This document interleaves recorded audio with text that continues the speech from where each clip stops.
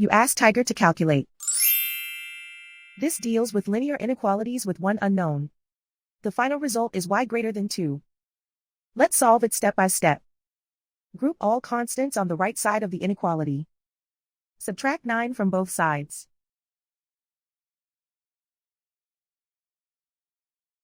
Simplify the arithmetic.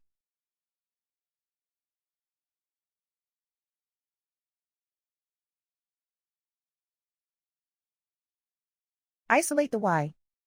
Divide both sides by 8.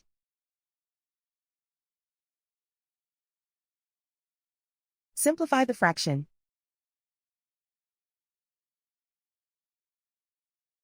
Find the greatest common factor of the numerator and denominator.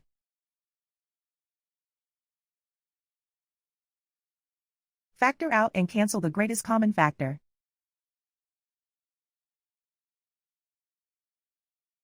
Plot the solution on a coordinate grid. And so the final result is y greater than 2.